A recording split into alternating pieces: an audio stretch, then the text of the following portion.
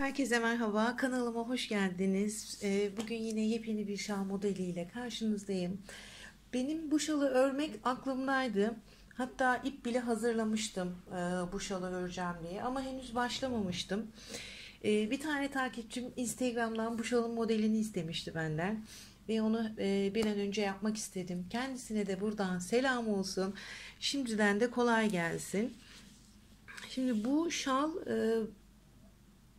kolay bir şal. Takılırsanız şu zikzak yerlerinde takılırsınız.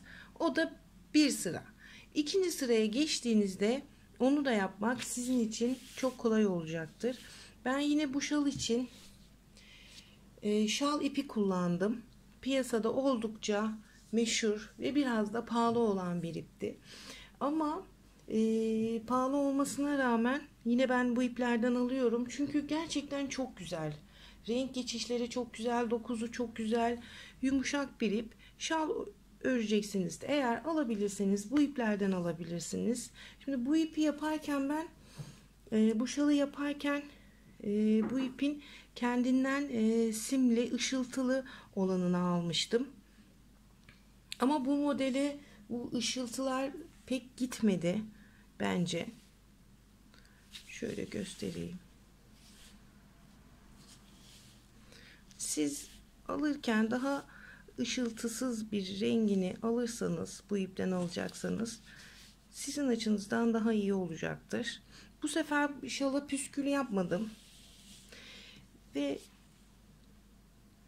uç kısmını da şöyle yine modelin kendinde olan trabzanı ile bitirdim.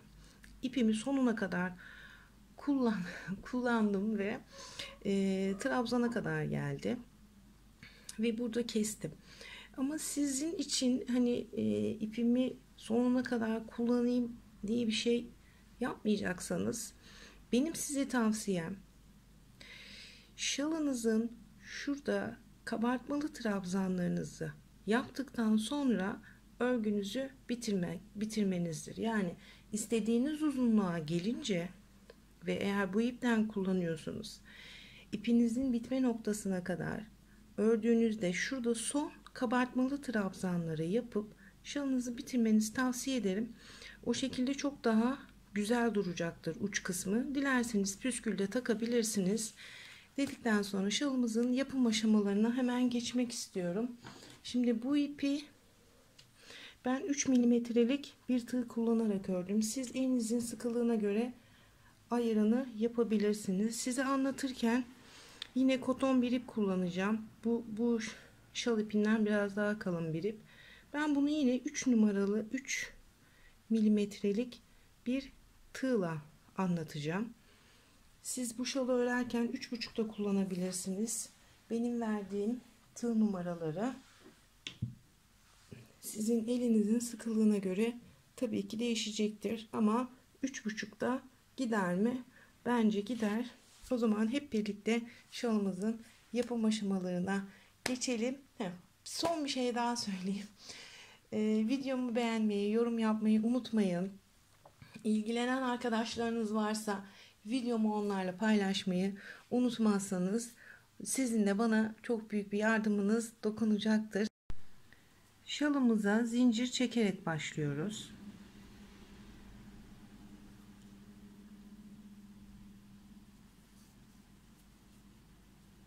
Dört tane zincir çekeceğim. 1 2 3 4.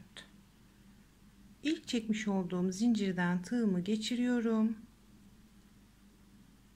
Kaydırma yöntemiyle birbirine bağlayıp küçük bir halka oluşturdum. 1 2 3 zincir çektim. İpimi doladım. Bu yapmış olduğum küçük halkanın içinden tığımı geçirip bir tane trabzan yapıyorum. Şurada çekmiş olduğum 3 tane zincirle birlikte bu halkanın içinde 2 tane trabzanım oldu. İpimi doluyorum. Tekrar trabzan yapıyorum. 3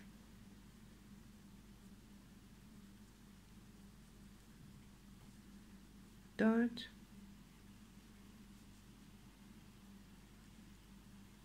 5. 5 tane trabzan. 2 zincir çektim.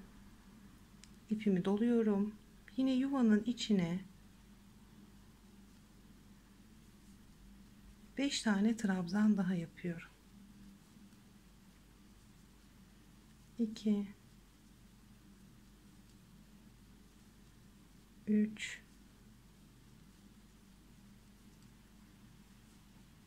4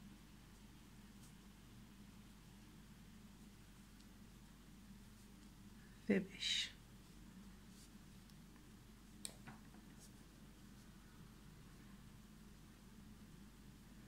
Birinci sıramız bu şekilde bitiyor. Bir üst sıraya 3 zincirle yükseliyorum. Örgümü döndürdüm. İpimi doluyorum. Çekmiş olduğum zincirin en dibindeki boşluğa battım. Buraya bir tane trabzan yapıyorum. Bir zincir, ipimi doladım. Hemen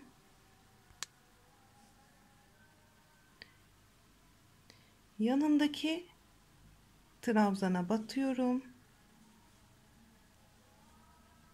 Bir tane trabzan. Bir zincir çektim. İpimi doladım. Birinci trabzana atlıyorum. İkinci trabzanın içine battım. Bir trabzan. İpimi doladım. Buradaki trabzana atlıyorum. Kemerin içine geçiyorum.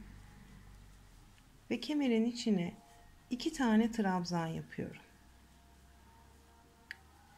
2 zincir. İpimi doladım. Yine kemerin içine geçtim. Ve buraya 2 tane trabzan yaptım. Bir zincir.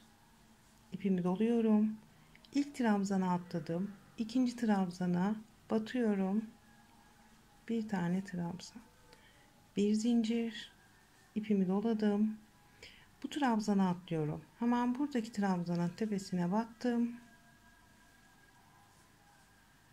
Bir tane trabzan. Bir zincir çektim. İpimi doluyorum. Burada yapmış olduğum 3 tane zincirin en tepesine batıyorum.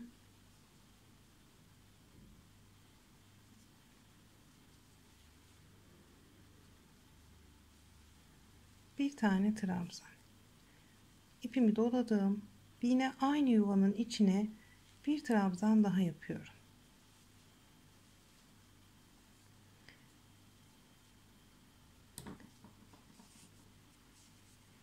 Bu şekilde. 1 2 3 tane pencere yaptık. Bu kanadında, bu kanadına geldim. 1 2 3. 3 pencere de burada yaptık. Bir üst sıraya 3 zincirle yükseliyoruz. Örgümü döndürdüm. İpimi doladım. Çekmiş olduğum zincirin netleyelim. Çekmiş olduğum zincirin en dibindeki boşluğa batıyorum ve bu boşluğun içine 2 tane trabzan yapıyorum. Benim köşede çekmiş olduğum zincirle birlikte 1 2 3 3 tane trabzanım oldu. İpimi doladım. Buradaki trabzanın tepesine de bir trabzan. İpimi doluyorum. Bu da çekmiş olduğum bir zincirli pencere boşluğu vardı. Bu pencerenin içinden de tığımı geçirip buraya bir tane, trabzana bir tane, pencerenin içine bir, trabzana bir,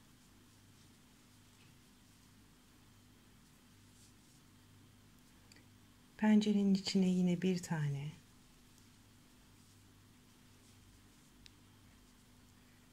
buradaki trabzanların tepesine de birer tane trabzan yapıyoruz. Bu sıra bu şekilde trabzan yaparak kapatacağız. Şimdi kemerin içine geldim. İpimi doladım. Kemerin içinden tığımı geçiriyorum. Buraya 2 tane trabzan, 2 zincir, ipimi doluyorum. Yine kemerin içindeyim ve buraya yine 2 tane trabzan yapıyorum. İpimi doladım. Kemerin hemen yanındaki trabzanın tepesine bir, bunun yanındaki trabzana bir tane,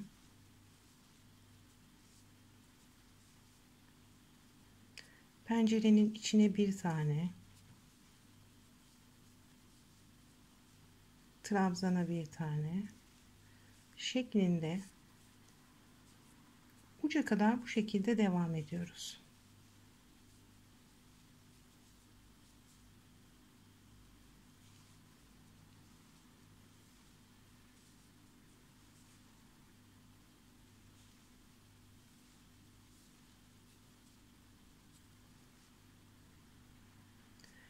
Sondayım.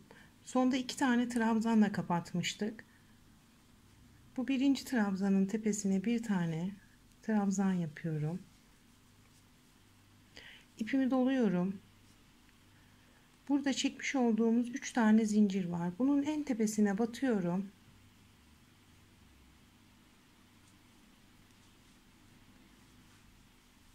Buraya 3 tane trabzan yapıyorum. Aynı yuvanın içine. 2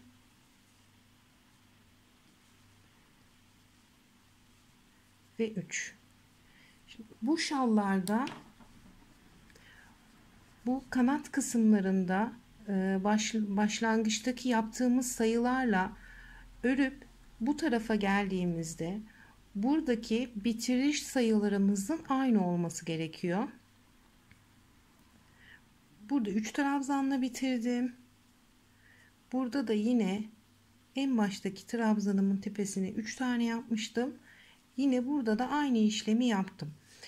Şalınızı yaparken buna çok dikkat edin. Yoksa şalınız yanlış olur üst sıralarda ve örmeye devam edemezsiniz. Bir üst sıraya yine 3 tane zincirle yükseldim. Örgümü döndürüyorum. İpimi doladım. Çekmiş olduğum zincirin en dibindeki boşluğa batıp bir tane trabzan yaptım. Ne yapmış oldum? Bu köşede son trabzanımın tepesine 2 tane trabzan yapmış oldum. Şimdi ipimi doluyorum. Hemen yanındaki trabzana battım. Buraya bir tane trabzan yapıyorum. İpimi doluyorum. Hemen bu ilk trabzanın dibine batıyorum. Tığımı buradan geçirip ipimi çekiyorum. Ve buraya bir tane trabzan yapıyorum.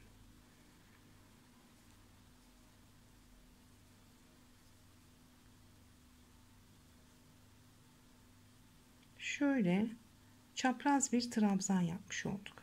Bu sırayı ben tekrar göstereceğim.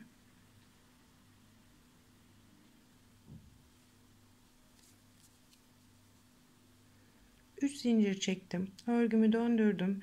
Hemen çekmiş olduğum zincirin dibine bir tane trabzan yaptım. İpimi doluyorum. Hemen yanındaki trabzana batıyorum. Bir tane trabzan yapıyorum. İpimi doluyorum. Buradaki ilk trabzanımın, bakın şöyleyim. İpimi doladım. İlk trabzanımdan tığımı geçirip ipimi buradan çekiyorum. Bir tane daha trabzan yaptım. Böyle çapraz bir trabzan yapmış olduk buraya. Şimdi devam ediyorum. İpimi doladım. Bir zincir atladım. İkinci zincire battım. Bir tane trabzan yapıyorum. İpimi doluyorum. Atlamış olduğum burada bir tane trabzanım var. Tığımı bu trabzandan geçirip buradan ipimi çekiyorum ve bir tane trabzan yapıyorum.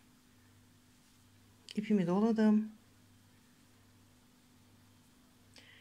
Bir trabzan atlıyorum. İkinciye battım. ipimi doluyorum. Atlamış olduğum trabzandan geçiriyorum bu sefer tığımı ve bir tane trabzan yaptım. İpimi doluyorum. Bir atlıyorum. İkincisine battım. Bir tane trabzan. İpimi doladım. Arkada atlamış olduğum trabzanımdan tığımı geçiriyorum. Buradan çekiyorum ipimi ve buraya bir tane trabzan yapıyorum.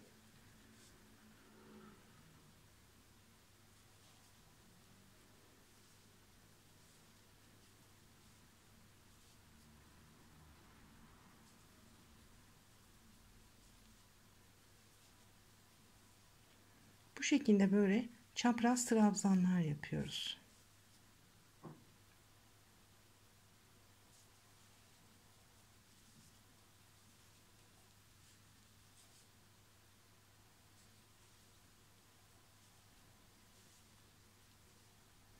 Şimdi kemer kısmına geldim. İpimi doladım. Burada benim bir tane trabzanım kaldı. Ne yapıyorum? Kemerin içinden geçiriyorum tığımı. Kemere bir tane trabzan yapıyorum. İpimi doluyorum. Bu sefer kemerin içine geçerken bir tane atlamış olduğum trabzanın tepesinden tığımı batıyorum. Şöyle kemerin içinden geçirmiyorum. Buraya bir tane trabzan yapıyorum. Tekrar yapayım orayı. Çünkü kemerin içinden geçirmeyeceğiz tığımızı. İpimi doladım. Pardon. Şimdi burada benim bir tane trabzanım kaldı. Ne yapıyorum? İpimi tığıma doluyorum. Kemerin içinden geçirdim tığımı. Ve bu kemerin içine bir tane trabzan yapıyorum. İpimi doluyorum. Burada atlamış olduğum trabzanın tepesine batıyorum. Şöyle tığımı kemerin içine batmıyorum. Burada bırakmış olduğum trabzandan batıyorum tığımı. Bir tane trabzan yaptım. 2 zincir çekiyorum. İpimi doladım. Şöyle yan döndürdüm örgümü. Bu ilk kemerin yanındaki ilk trabzanımın tepesine battım. Buraya bir tane trabzan. İpimi doluyorum. Bu sefer ne yapacağım? Kemerin içinden geçiriyorum tığımı. Bir tane trabzan yapıyorum. Kemeri bu şekilde yapıyoruz arkadaşlar. Şimdi şu kısmı ben tekrar yapacağım.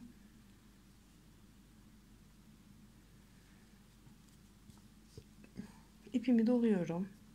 Hemen ilk trabzana batıyorum tığımı. Bir tane trabzan yaptım. İpimi doluyorum. Bu sefer kemerin içinden geçiriyorum tığımı ve buraya bir tane trabzan yapıyorum. Döndüm geldim. İpimi doladım. Bir trabzan atladım. İkinciye battım. Bir tane trabzan. İpimi doladım.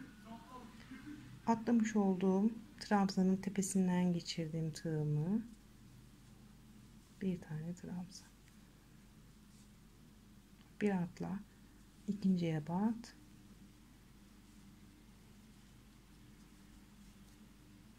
Bir atlıyorum. Geride bırakmış olduğum trabzandan batıyorum. Çapraz bir şekilde trabzan yapmış oluyoruz bu şekilde.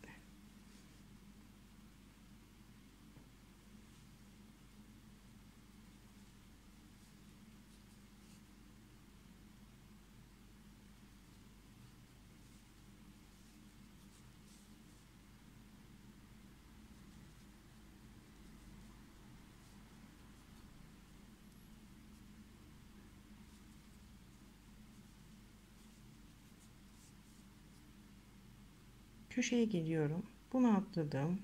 Buraya battım.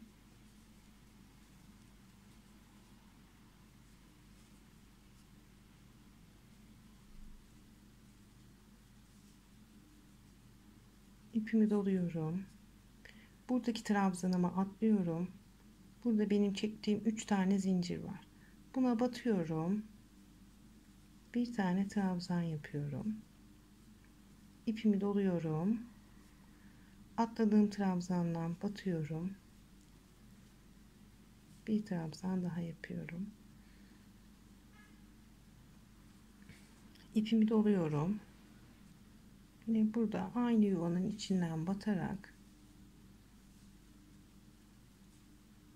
2 tane trabzan yapıyorum. Şu çapraz trabzanları, bakın köşede burada bir tane yaptım. Hemen yanına 2 tane trabzan yaptım. Burada da yine aynı şekildeydi. Çapraz trabzan, hemen yanına 2 tane trabzan yapmıştık. Bir üst sıraya geçiyoruz. 5. sıraya 3 zincirle yükseldim. Örgümü döndürüyorum. İpimi doladım. Çekmiş olduğum zincirin en tepesindeki boşluğa batarak bu boşluğun içine 2 tane trabzan yapıyorum. Çekmiş olduğum zincirle birlikte benim en köşede 3 tane trabzanım oldu.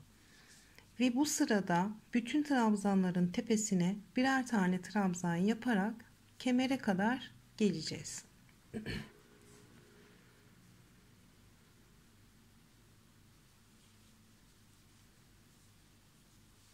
Hiçbir trabzana atlamadan her trabzanın tepesine birer tane trabzan yaparak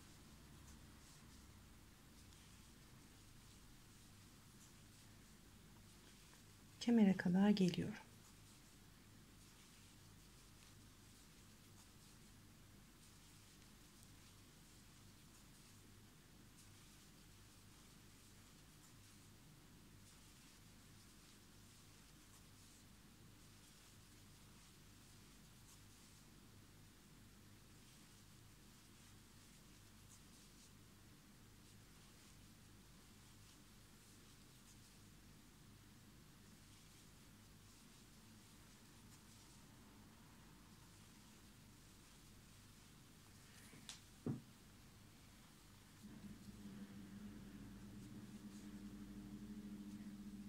Kemere geldim. Kemerin hemen dibindeki trabzanın tepesine de bir tane yapıyorum. İpimi doluyorum ve kemerin içine geçiriyorum tığımı ve kemerin içine 2 tane trabzan, 2 zincir, ipimi doluyorum. Yine kemerin içine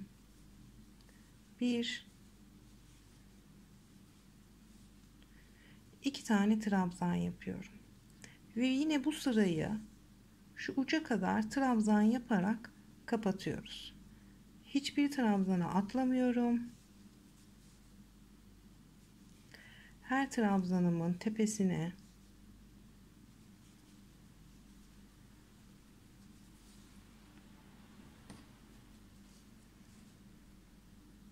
birer tane trabzan yapıyorum.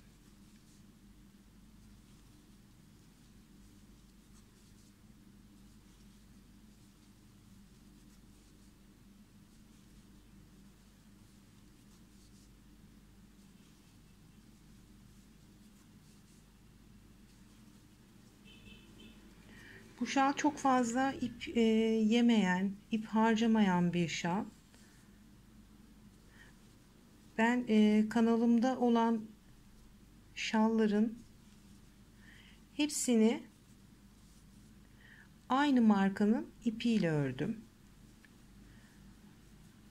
Ebat olarak en büyük şalım da bu şal oldu.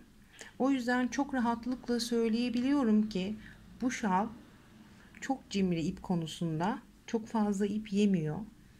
Şimdi bu arada ben uca kadar geldim. Yine bütün trabzanlarımın tepesine birer tane trabzan yapıyorum. İpimi doluyorum. buradaki 3 tane çekmiş olduğum zincirim var. Bunun en tepesine batarak aynı yuvanın içine 3 tane trabzan yapıyorum. 2 3. Nasıl başladık? 3 trabzanla başladık. Aynı yuvanın içine yine buraya 3 tane trabzan yapıp bu sırayı da bu şekilde bitiriyoruz. 3 zincirle tekrar yükseliyorum. Örgümü döndürdüm. İpimi doladım. Çekmiş olduğum zincirin en dibindeki boşluğa battım. Buraya bir tane trabzan yapıyorum. Ne yapmış olduk? Başlarken bu sırada ilk trabzanın tepesine 2 tane trabzan yapmış olduk. Bir zincir çektim, ipimi doladım. Hemen yanındaki trabzanın tepesine batıyorum. Bir tane trabzan. Bir zincir çektim, ipimi doladım. Bir tane atlıyorum. İkinciye bir tane trabzan.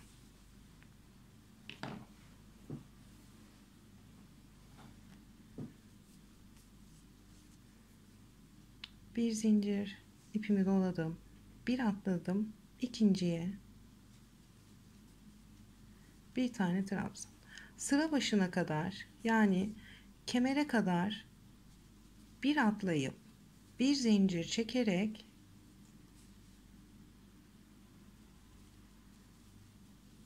pencere yapmaya devam ediyoruz.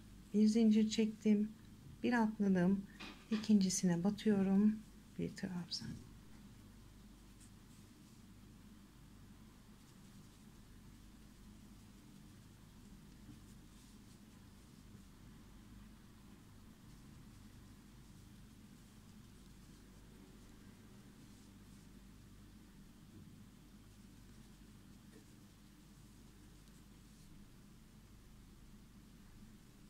Bir zincir, ipimi doladım, bir atladım. Hemen kemerin dibindeki trabzana denk geldi. Buraya bir tane trabzan. Bir zincir, ipimi doluyorum. Kemerin içine 2 tane trabzan. Kemerin içine 2 tane trabzan yaptım. 2 zincir, ipimi doluyorum. Yine kemerin içine 2 tane trabzan yapıyorum.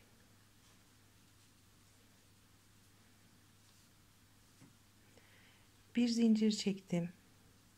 İpimi doladım. Burada ne yapmıştık? Hemen kemerin yanındaki trabzana batıp trabzan yapmıştık. Bir zincir çektim. Hemen kemerin dibindeki trabzana battım. Bir tane trabzan. Bir zincir. Bir atlıyorum. İkincisine bir tane trabzan. Bu şekilde uca kadar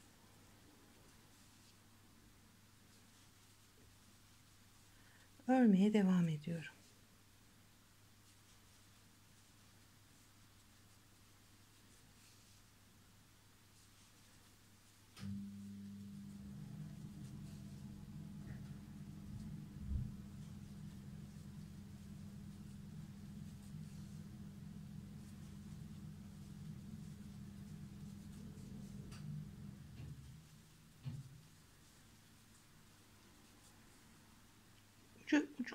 Uç noktasına geldim. Bir atlıyorum. İkincisine battım. Bir tane trabzan. Bir zincir çektim. İpimi doladım. Çekmiş olduğum zincirin tepesine batıyorum. Bir,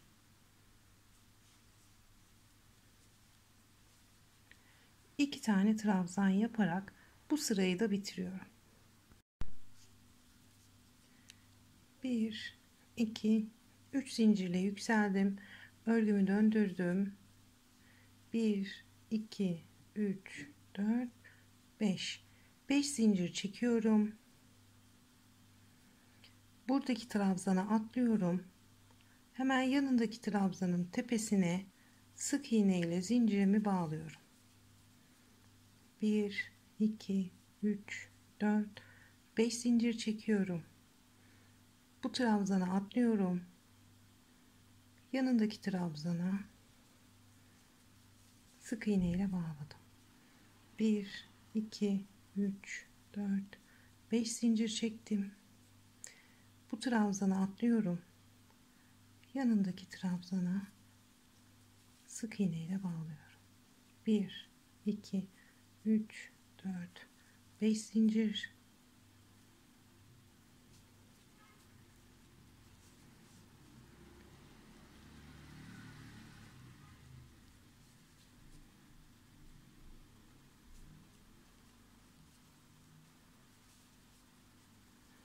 Bir, iki, üç, dört, 5 zincir çektim. Bu trabzana atlıyorum. Hemen yanındaki trabzana batıyorum.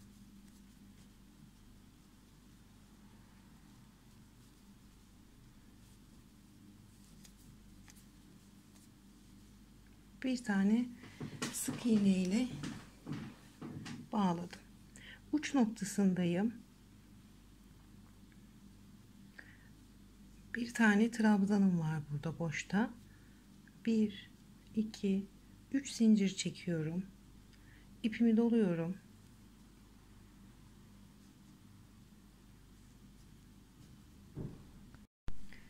İpimi doluyorum.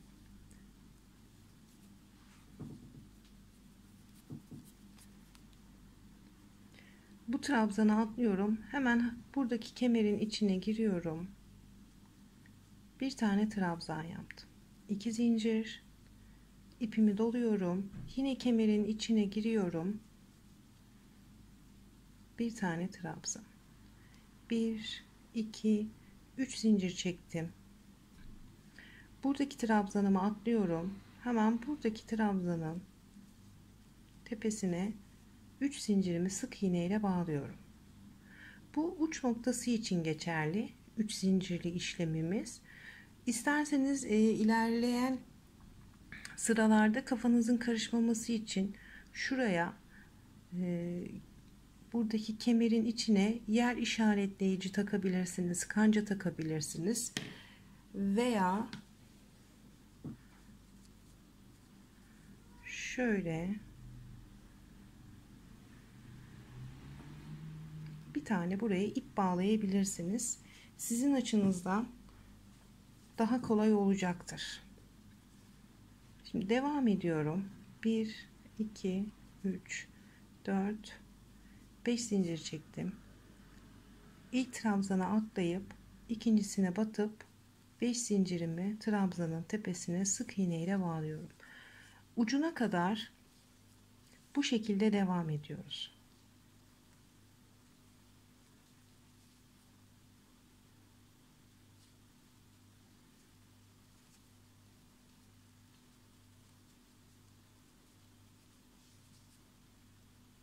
Bunu atlıyorum.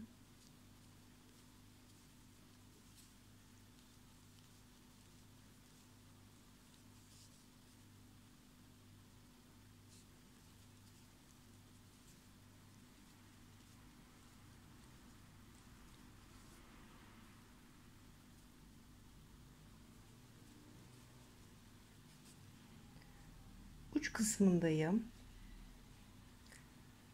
5 zincirimi buradaki trabzana bağladıktan sonra benim 1-2 tane trabzanım kalıyor. 1, 2, 3, 4, 5 zincir çekiyorum. İpimi doluyorum.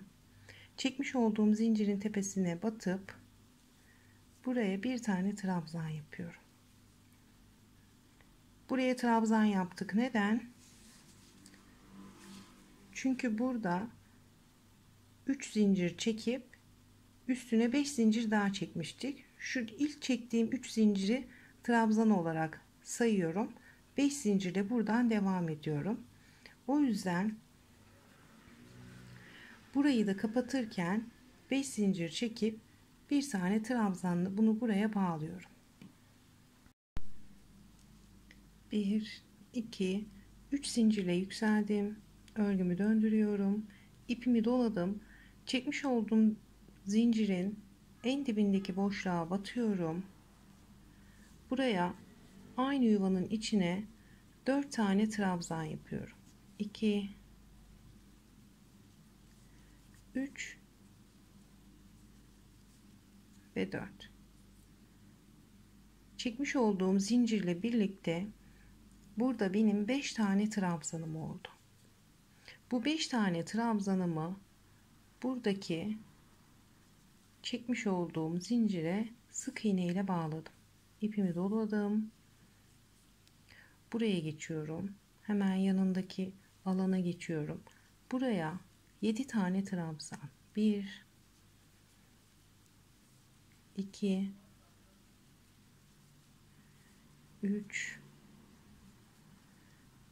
4 5 6 7. Hemen yanındaki yuvanın içine sık iğne ile bağlıyorum. İpimi doluyorum. Buradaki yuvaya geçiyorum. Ve 7 tane trabzan yapmaya devam ediyorum. 1 2 3 4 5 6 7.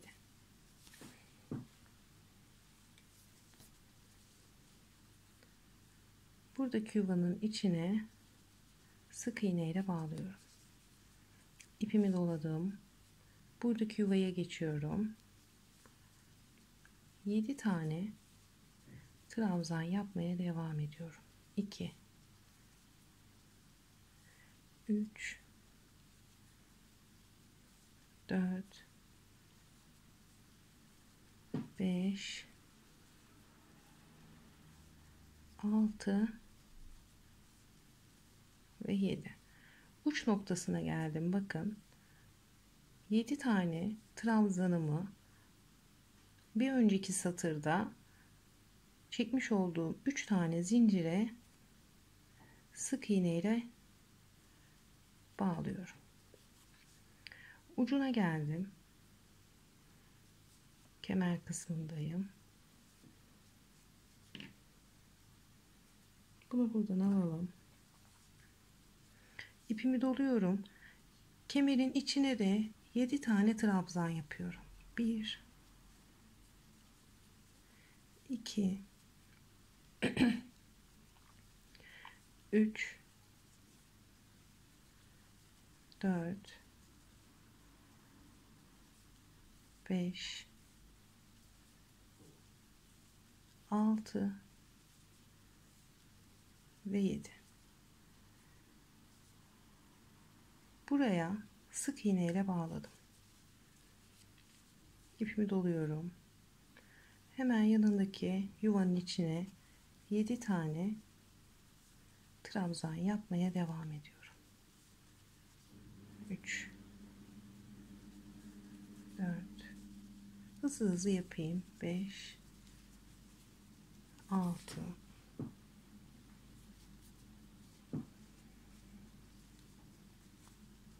7.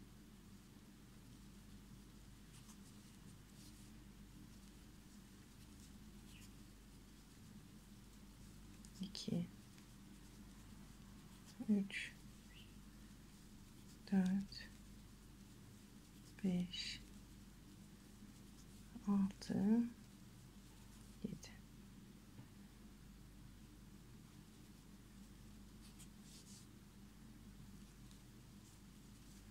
Bir, iki, üç,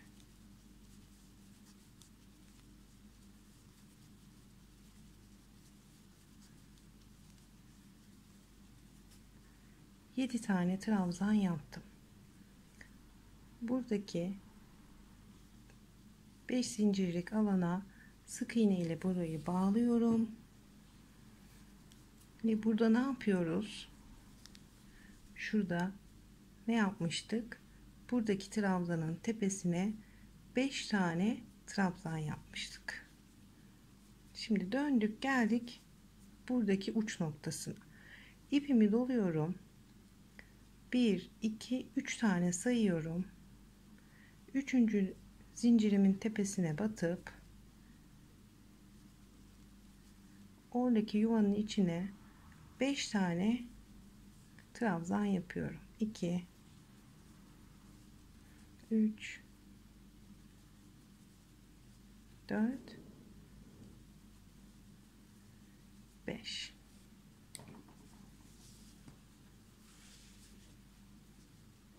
Bu sıramızı da böyle kapatıyoruz.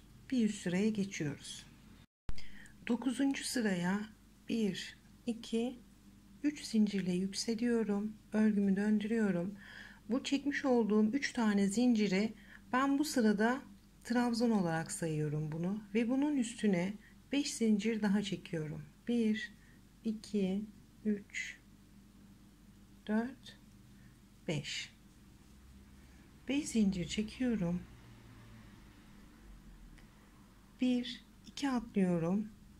Buradaki 3. trabzanın tepesine sık iğne ile bağlıyorum. 1 2 3 4 5 zincir çekiyorum. Buradaki yelpazeye geçiyorum. Bu şu trabzan değil, bu alttaki zincir. Bununla kafanız karışmasın. Bizim trabzanımız bu. Birinci trabzana atlıyorum.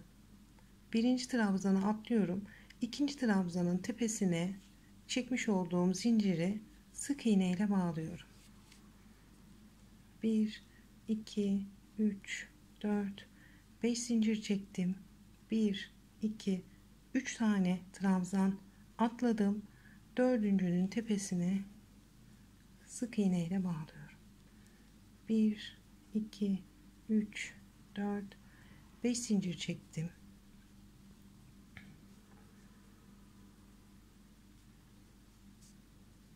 Şöyle ayırayım alttaki zinciri. Bir trabzan atladım. İkinci trabzana battım. Sık iğne ile bağlıyorum. 1 2 3 4 5 tane zincir çektim. 1 2 3 tane trabzan atladım. Dördüncü trabzana sık iğne ile batıyorum.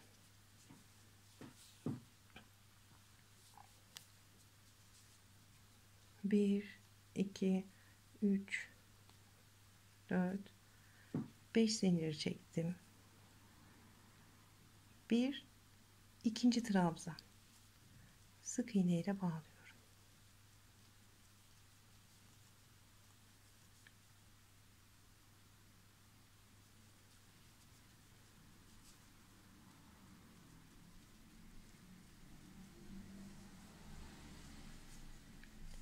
Kemer kısmındayım. Burada da aynı işlemi yapıyoruz. Bir ikinci trabzana sık iğne ile bağladım. 1 2 3 4 5 6 7 8 8 tane zincir çekiyorum. 1 1 2 3 tane trabzan atlıyorum. Dördüncüye sık iğne ile bağladım. Burası bizim şalımızın uç noktası. Buraya bir tane işaretleyici takmanız yararınız olacaktır.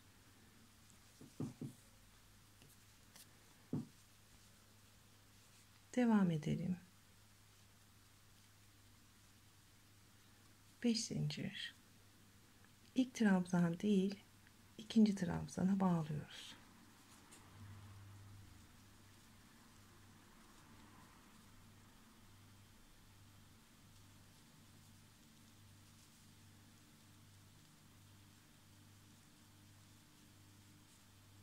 Bir, iki,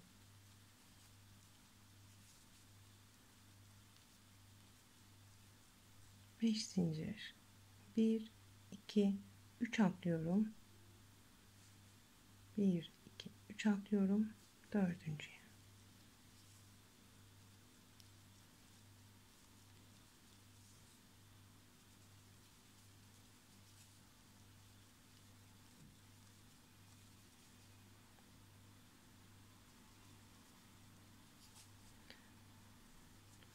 Uç kısmına geldim.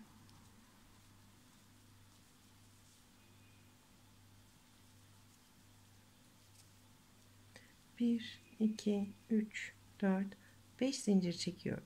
İpimi doluyorum. Çekmiş olduğum zinciri 3 tane zincir çekmiştik burada.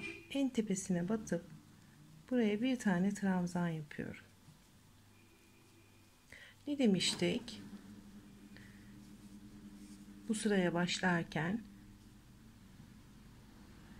buradaki 3 zinciri de trabzan olarak sayıp devamında 5 tane zincir çekiyorum demiştim.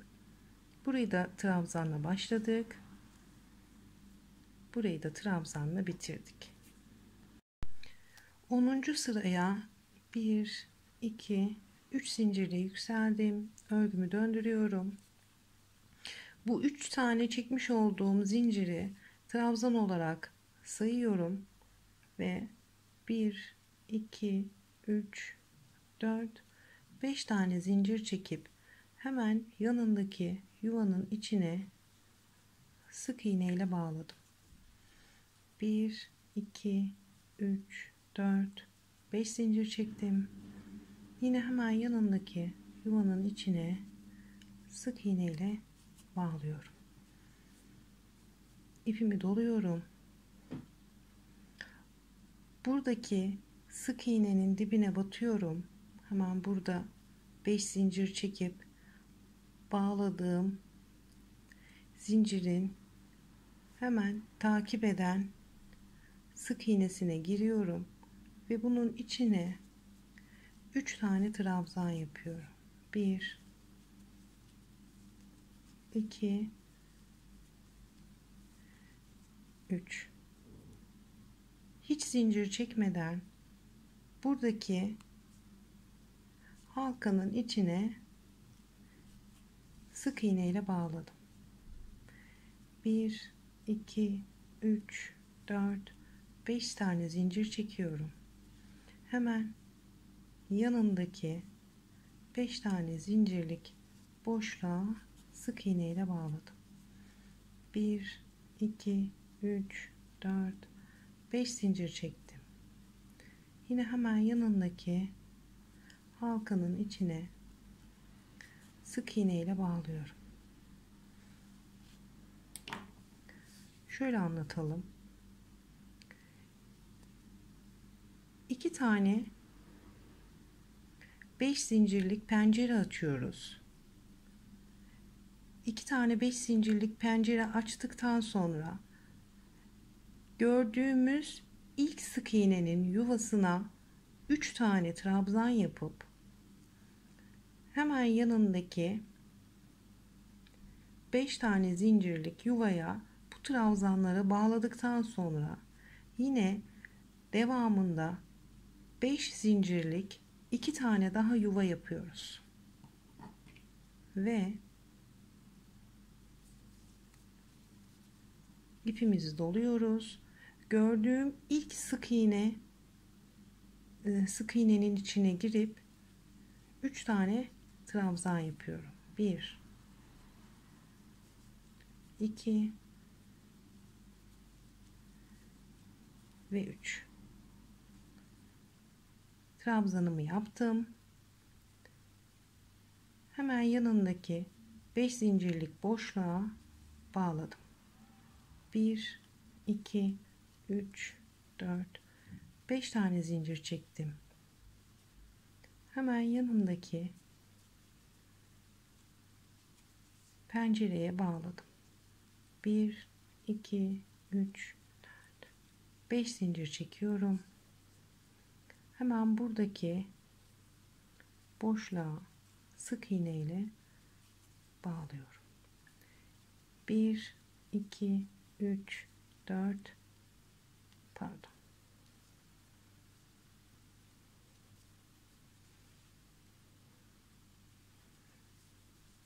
Burada sık iğne ile bağladım. 2 tane boşluk verdik. İpimi doluyorum. Gördüğüm ilk sık iğnenin yuvasına girip 3 tane trabzan yapıyorum. 1 2 3 3 tane trabzan yaptıktan sonra bakın neredeyiz biz? Kemerdeyiz. Bu 3 tane yapmış olduğum trabzanı kemerin içine sık iğne ile bağlıyorum. Bağladım. 1 2 3 4 5 tane zincir çektim. İpimi doluyorum. Kemerin içine bir tane trabzan yapıyorum. Şöyle örgümü döndüreyim. Kemerin içindeyiz yine. 1 2 3 4 5 tane zincir çekiyorum. Kemerin içine sık iğne ile bağlıyorum. Şunu çıkartayım ben buradan.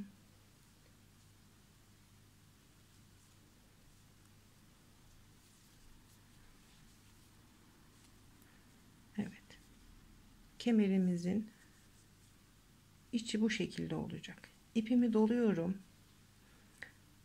İlk gördüğüm sık iğnenin içine batıp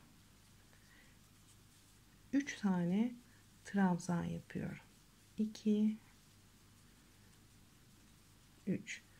Bu trabzanı hemen yanındaki 5 tane zincire sık iğne ile bağladım. 1 2 3 4 5 zincir, hemen yanındaki zincire bağlıyorum.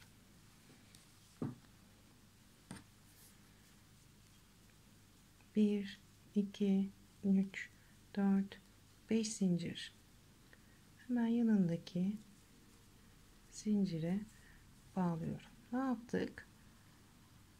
3 tane trabzan yaptıktan sonra 2 tane 5 zincirlik boşluk verdik. Geldim. Hemen ilk gördüğüm sık iğnenin içine batıyorum. 3 tane trabzan yapıyorum. 2 3. Bu 3 trabzanı buradaki 5 tane zincire sık iğne ile bağladım. 1 2 3 4 5 zincir çektim. Hemen yanındaki zincire bağladım.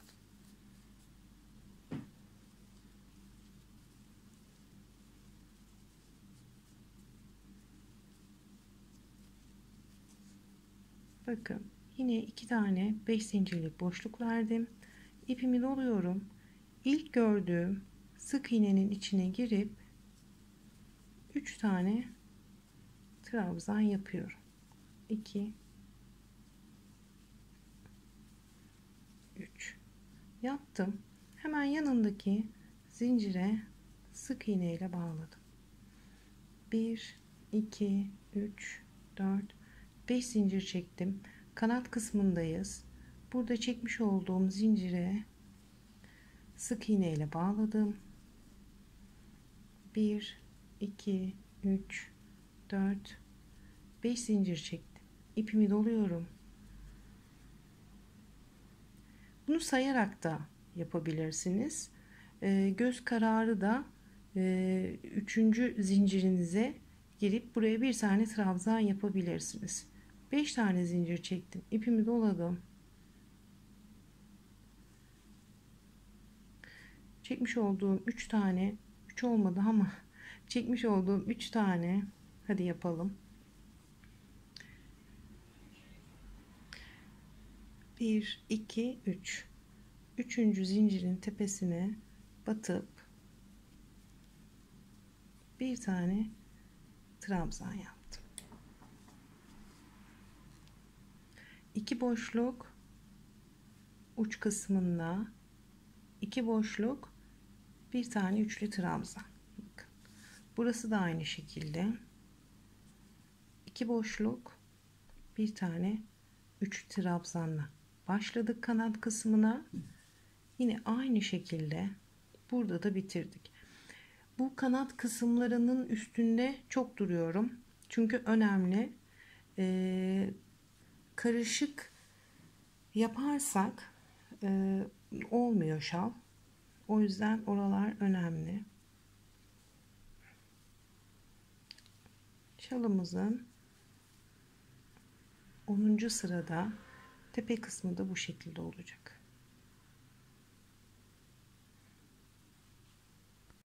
Şimdi bu sırada şalımızın şurada zikzak kısımlarını yapmaya başlayacağız. Şimdi ilk üçlü trabzanı burada yapmıştık. Şimdi bir üst sıraya geçiş yapıyoruz. 1 2 3 zincir çektim. Örgümü döndürüyorum.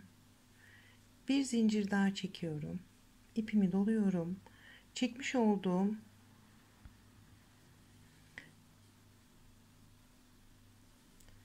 netlemedi.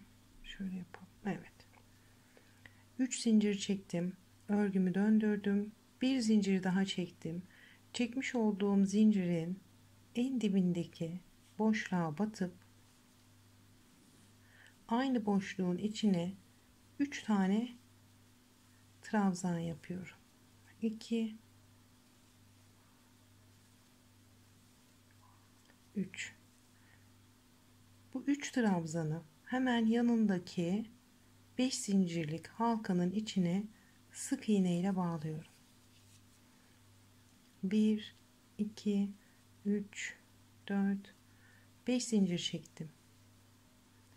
Hemen yanındaki halkanın içine sık iğne ile bağladım. Döndüm geldim, şimdi bu sıradayım. İpimi doluyorum.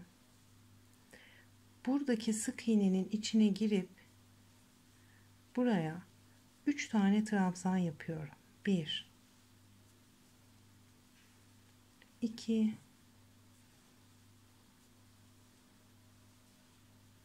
3. Bu 3 tane trabzanımı burada 1 2 3 tane yapmış olduğum trabzanın 3. trabzanını, ortasındaki trabzanı sık iğne ile bağlıyorum. İpimi doluyorum. Hemen yanındaki sık iğnenin içine girip buraya da 3 tane trabzan yapıyorum. 1 2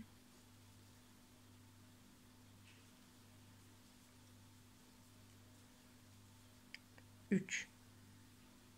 3 tane trabzanımı hemen yanındaki halkanın içine sık iğne ile bağladım. 1 2 3 4 5 zincir çektim.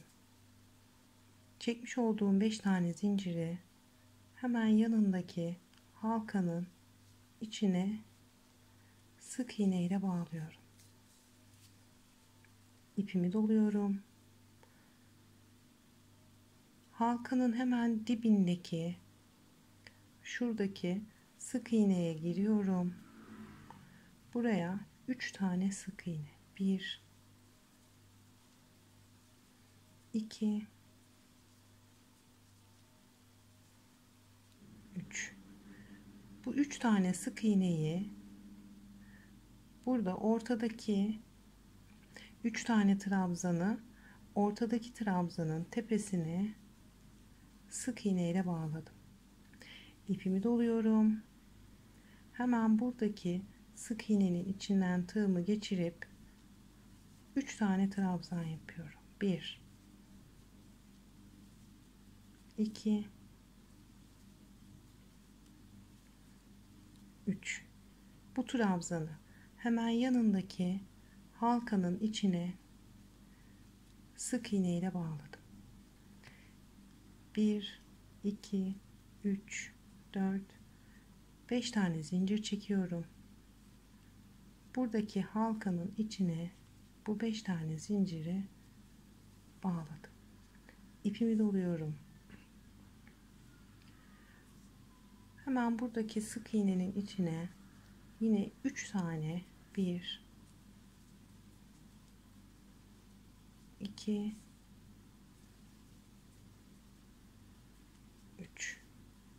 3 tane trabzan yapıp bu trabzanlarımı ortadaki trabzanın tepesine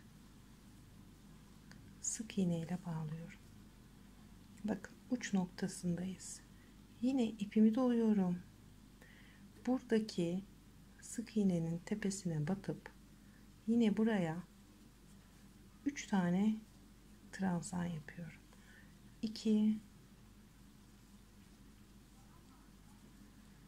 3. Bu trabzanımı buradaki halkanın içine sık iğne ile bağlıyorum. Uç kısmındayım dediğim gibi. Şimdi burada 1 2 3 4 5 6 7 8 tane zincir çekiyorum. Şöyle örgümü döndürüyorum ve uç kısmındaki 2 tane halkanın ikincisine sık iğne ile bağlıyorum. İpimi doluyorum. Hemen buradaki sık iğnenin içine girip buraya 3 tane trabzan, 2 3. Bu trabzanlarımı ortadaki trabzanın tepesine sık iğne ile bağladım. İpimi doluyorum. Hemen buradaki sık iğneye yine 3 tane trabzan. Trabzanlarımı yanındaki halkanın içine sık iğne ile bağlıyorum. Bu kısmı özellikle kesmeden ve yavaş anlatmaya gayret ediyorum bu arada. 5 tane zincir çektim. Çekmiş olduğum zinciri hemen buradaki halkanın içine sık iğne ile bağlıyorum. İpimi doluyorum. Buraya 3 tane trabzan. 1 2 3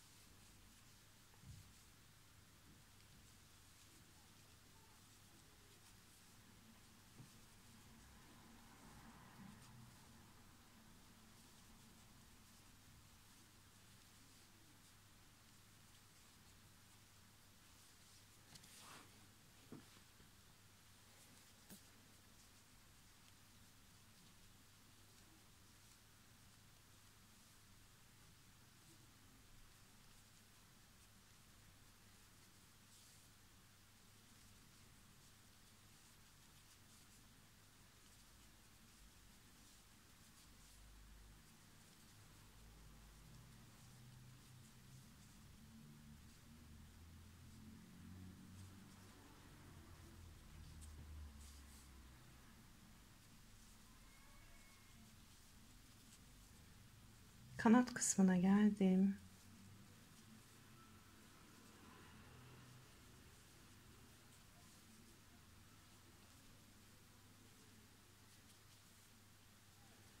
Bir, iki, üç, dört, 5 zincir çektim. Buradaki halkanın içine 5 tane zincirimi bağlıyorum. İpimi hiç zincir çekmeden ipimi doluyorum. 1 2 üçüncü zincirin, yani şuradan alttan sayıyorum. 1 2 3. Üçüncü zincirin tepesinden batıp buraya 3 tane trabzan yapıyorum. 1 2 3. Bir zincir çekiyorum. İpimi doluyorum.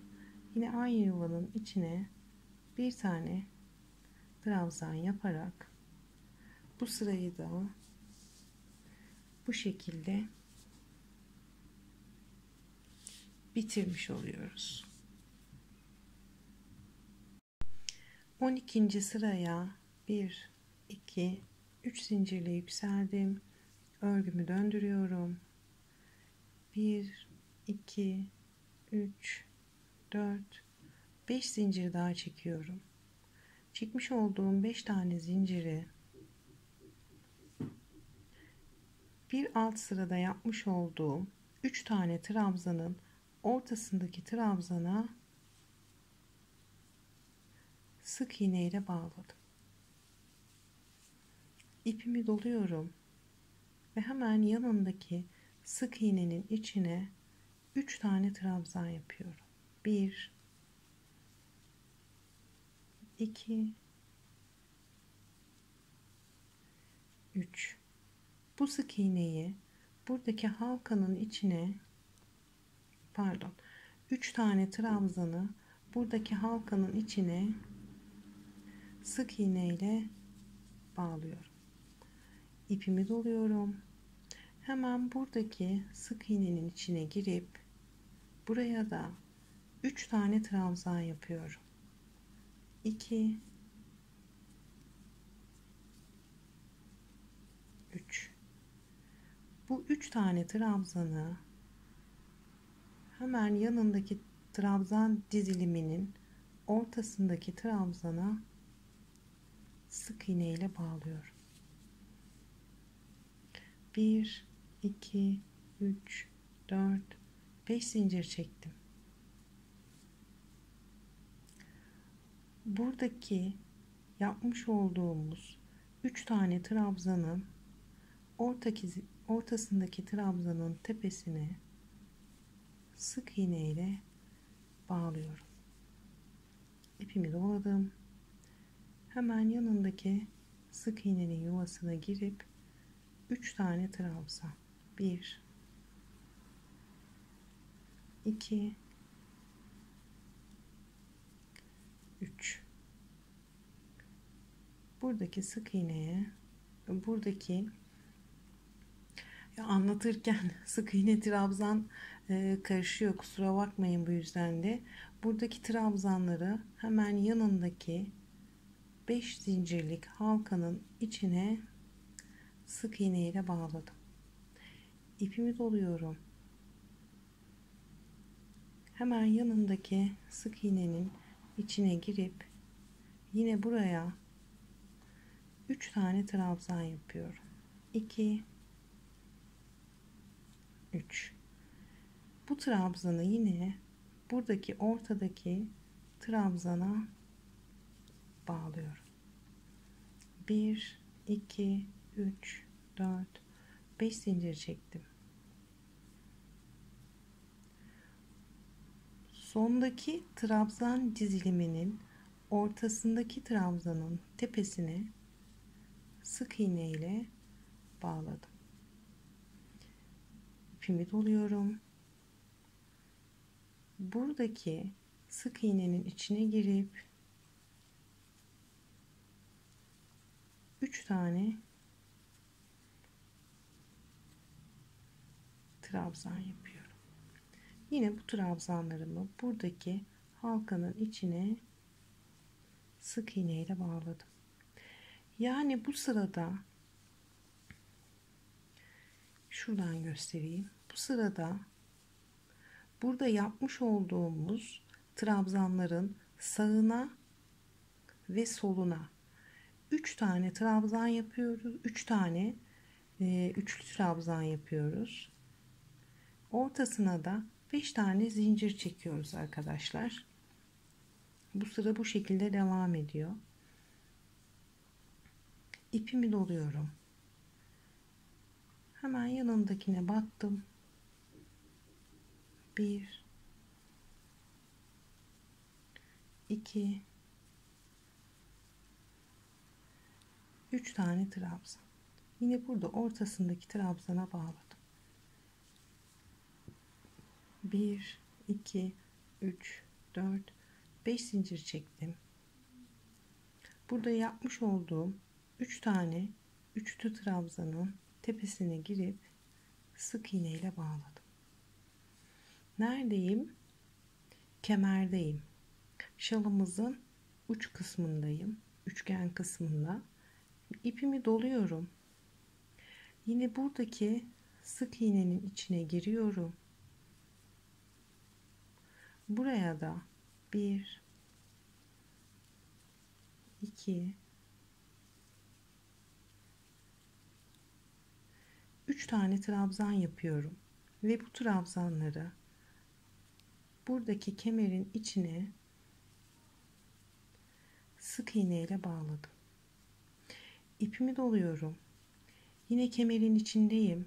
Kemerin içinden geçiriyorum tığımı ve yine buraya 3 tane trabzan yapıyorum. 2 3 tane trabzan yaptım. 2 zincir çektim. İpimi doladım. Örgümü şöyle döndüreyim. Yine kemerin içindeyim. Tığımı buradan geçiriyorum ve yine buraya 3 tane trabzan yapıyorum. Yine bu trabzana yine kemerin içindeyim. Kemerin içine sık iğne ile bağladım. Devam ediyorum. İpimi doluyorum. Hemen buradaki sık iğnenin içine girip buraya da 3 tane trabzan yapıyorum. 2 3 ortadaki trabzanın tepesine bağladım. 1 2 3 4 5 zincir çektim.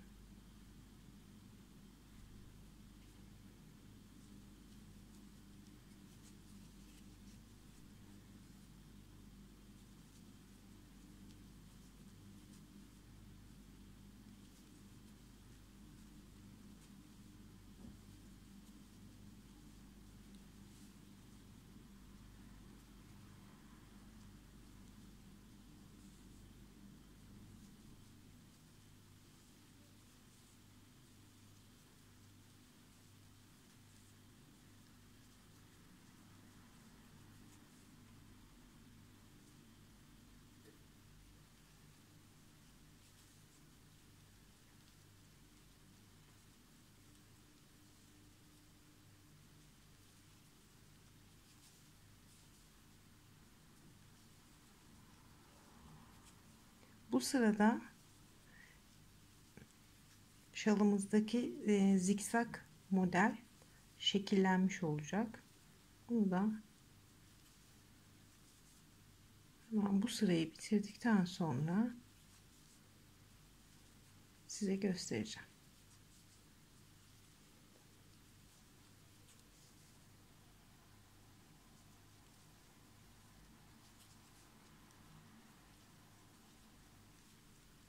Beş zincir çektim.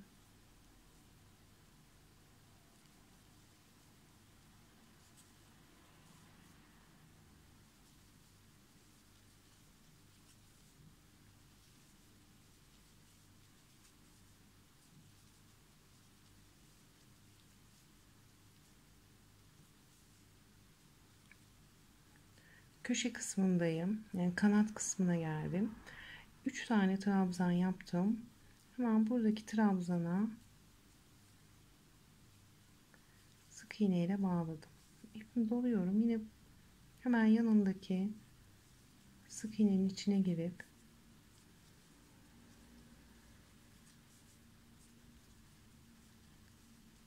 üç trabzan yapıyorum ve burada yapmış olduğum 3 tane trabzanın ortasındaki trabzana batıp burayı bağladım.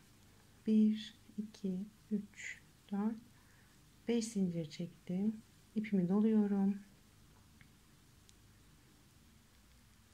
Burada 3 tane zincir çekmiştim. Bu zincirin tepesine gelip buraya bir tane trabzan yaparak bu sırayı da bu şekilde kapattım.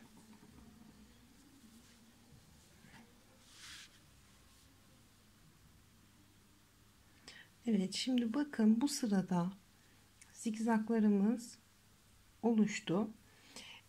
Şimdi bir üst sırada şunla bu da kendinden parlak bir ip olduğu için parlama yapıyor. Nasıl koyalım? Şöyle koyalım. Burada şimdiki yapacağımız sırada buradaki zikzakların şu tepe kısmını yapıyoruz. Burasını yaptıktan sonra zaten buralar çok kolay su gibi geliyor. Hani bir tereddüt ederseniz, tereddüt oluşursa örerken mutlaka bu zikzaklarda biraz belki sorun yaşayabilirsiniz. Onun dışında gerçekten çok kolay ve zevkli yapılan bir şal. Çok da ip yemeyen bir şal. Yani ben zevk alarak ördüm. Gerçi ben şal örmeyi seviyorum. Belki o yüzdendir ama güzel bir örnek. Evet. 12. sıraya yine 3 zincirle yükseliyorum. 1, 2, 3 zincirle yükseldim. Örgümü döndürüyorum. 1, 2, 3, 4, 5 tane zincir çekiyorum. Bu zinciri hemen buradaki halkanın içine sık iğne ile bağlıyorum. 1, 2, 3, 4, 5 zincir daha çekiyorum. Bu çekmiş olduğum zinciri buradaki hemen takip eden sırada üçlü trabzanımız var. Bu trabzan grubunun ortasındaki trabzana sık iğne ile bağlıyorum. İpimi doluyorum. Bu iki trabzanın birleşim yeri olan şuradaki ortadaki boşluğa tığımı geçiriyorum ve buraya 3 tane trabzan yapıyorum. 2,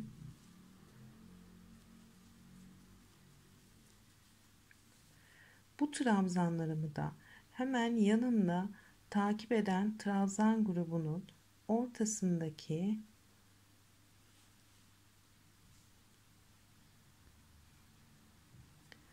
trabzanın tepesine sık iğne ile bağlıyorum.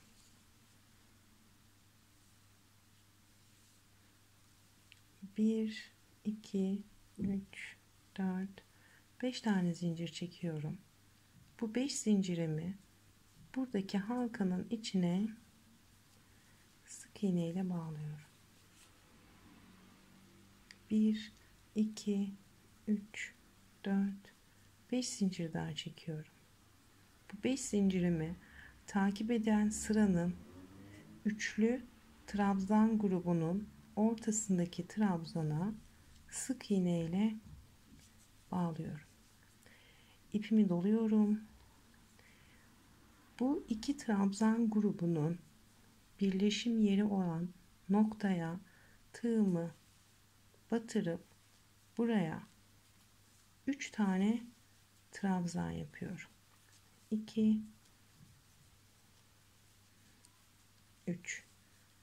Bu trabzanlarımı da hemen yanındaki trabzan grubunun ortasındaki trabzana tepesine batıp bağlıyorum. Bakın,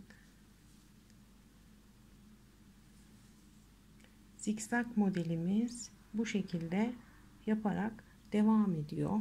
Ortaya çıktı.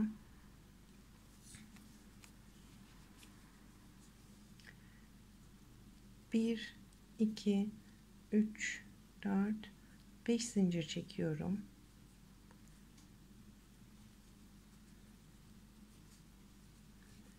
Buradaki halkanın içine sık iğne ile bağladım. 1, 2, 3, 4, 5 zincir daha çekiyorum. Takip eden sıranın trabzan grubunun ortasındaki trabzanın tepesine bu 5 tane zincirimi sık iğne ile bağlıyorum. İpimi doluyorum ve bu 2 tane trabzan grubunun birleşim noktasının ortasından tığımı geçirip 3 tane trabzan yapıyorum. Ve bu trabzanları yine hemen yanındaki trabzan grubunun ortasına sık iğne ile bağladım. 1 2 3 4 5 zincir çektim. 5 zincirimi buradaki halkanın içine bağlıyorum. Bakın. Şalımızın kemer kısmına geldik, uç kısmına. 1 2 3 4 5 zincir çekiyorum. Yine buradaki trabzan, yani takip eden sıradaki trabzan grubumuzun ortasındaki trabzanın tepesine bu zincirimi bağlıyorum. İpimi doluyorum. Bu iki trabzanın, kemerin içindeyim, kemerdeyim şu an. İki trabzanın birleşim yeri olan şuradaki noktadan tığımı geçirip buraya da yine 3 tane trabzan yapıyorum. Bu trabzanımı da burada bulunan üçlü trabzan var. 1 2 3. 3 trabzanın tepesine, yani ortasındaki trabzanın tepesine sık iğne ile bağladım. 1 2 3 4 5 tane zincir çekiyorum. İpimi doluyorum. Kemerin içine girip buraya bir tane trabzan yapıyorum. 1 2 3 4 5 zincir çekiyorum. Bu üçlü trabzan grubunun ortasındaki trabzanın tepesine sık iğne ile bağlıyorum. Şalımızın üçgen kısmı da bu sırada bu şekilde olacak. Şimdi devam edelim. İpimi doladım. 2 tane trabzan grubunun ortasına gene geçiyorum ve buraya 2 3 tane trabzan yaptım.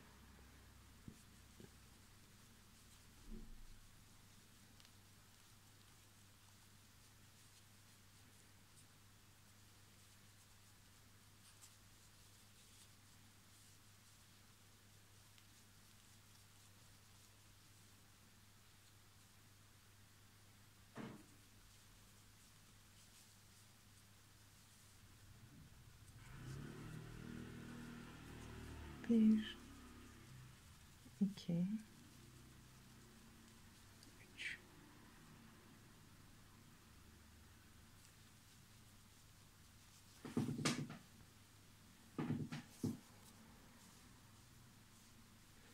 Bir, iki, üç, dört, beş.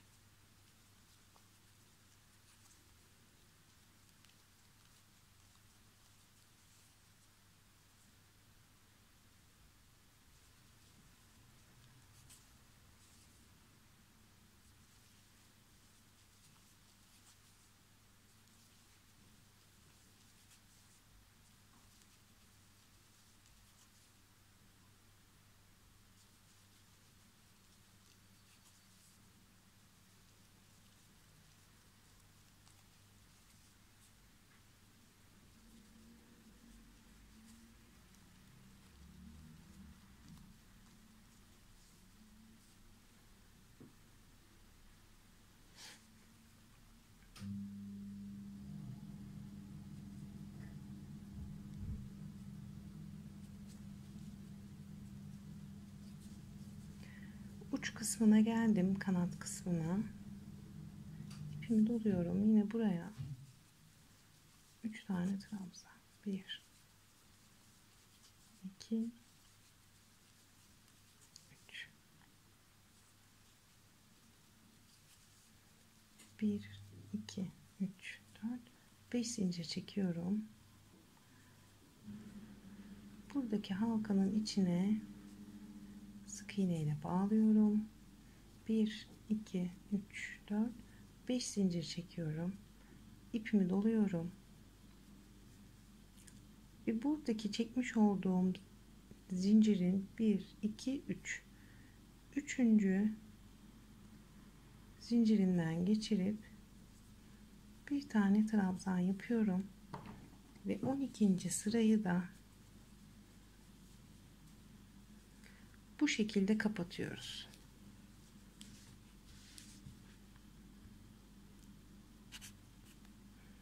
Evet, şalımızın zikzak kısımları da bu şekilde oluşuyor arkadaşlar.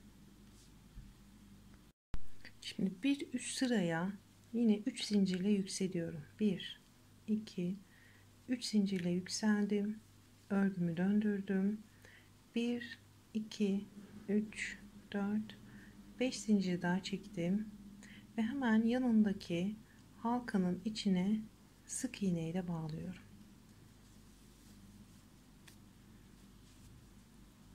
1 2 3 4 5 zincir, yanındaki halkanın içine sık iğne ile bağlıyorum. 1 2 3 4 5 zincir çekiyorum. Üçlü trabzan grubunun ortasındaki trabzanın tepesine bağladım. 1 2 3 4 5 zincir, yanındaki halkanın içine sık iğne ile bağlıyorum. Bu sıra bu şekilde uca kadar devam edecek. 1 2 3 4 5 zincir, yanındaki halkaya bağladım. 1 2 3 4 5 zincir çekiyorum. 3 trabzan grubunun tepesine bağlıyorum.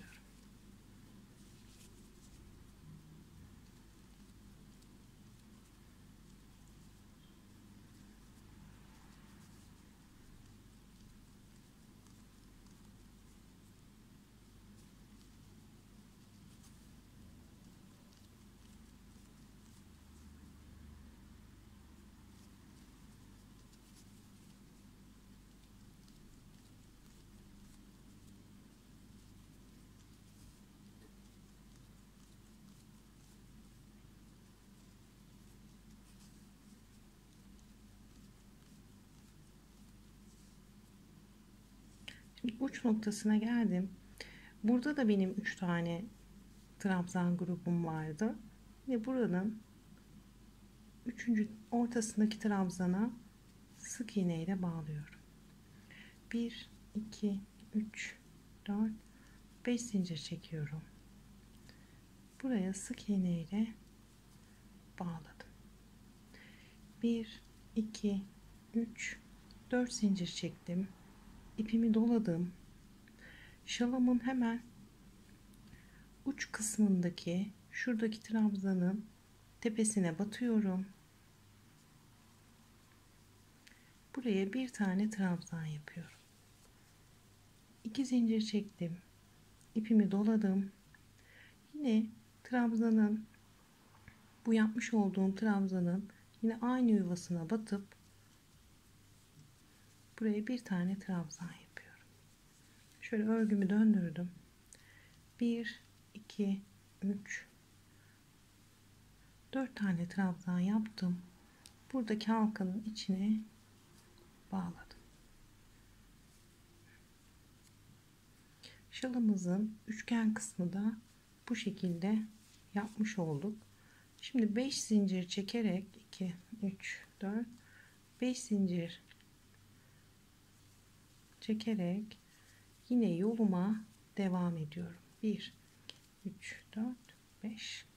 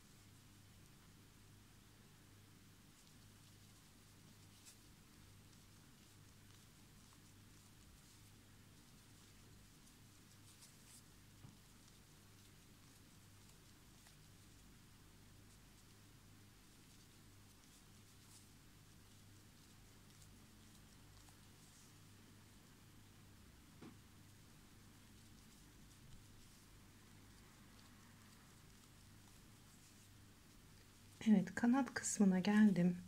Bakın 1 2 3 4 5 zincir çektim. Yine buradaki halkanın içine sık iğne ile bağladım. 1 2 3 4 5 zincir daha çektim. İpimi doluyorum.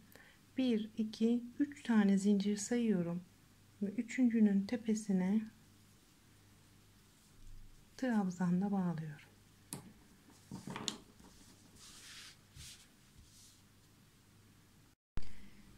Bir üst sıraya yine 3 zincirle yükseliyorum. Örgümü döndürdüm.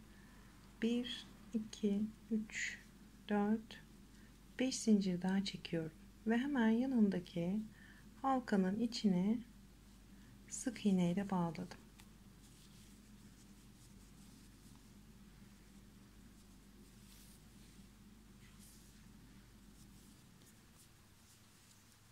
İpimi doluyorum. Hemen yanındaki halkanın içine geçip buraya 9 tane trabzan yapıyorum. 1 2 3 4 5 6 7 8 9. Bu 9 tane trabzanı hemen yanında bulunan halkanın içine sık iğne ile bağladım. 1 2 3 4 5 zincir çekiyorum. Bu çekmiş olduğum 5 tane zinciri yanındaki halkanın içine sık iğne ile bağladım. İpimi yine doluyorum. Hemen yanındaki halkanın içine yine 9 tane trabzan yapıyorum. 1 2 3 4 5 6 7 8 9. Bu trabzanı da buradaki halkanın içine sık iğne ile bağlıyorum. 1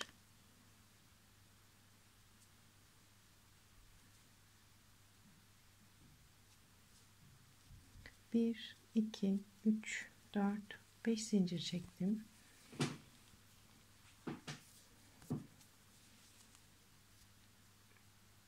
5 zincirimi yanındaki halkanın içine sık iğne ile bağladım. İpimi doluyorum. Hiç zincir çekmedim. Buradaki halkanın içine yine 9 tane 1 2 3 4 5 6 7 8 9. 9 tane trabzan yapıp yanındaki halkaya bağladım. 1 2 3 4 5 zincir çektim. Yanındaki halkaya bağladım. İpimi doladım. Yanındaki halkaya yine 9 tane trabzan. 2 3 4 5 6 7 8 ve 9. Bu trabzanımı da hemen yanındaki halkaya bağladım.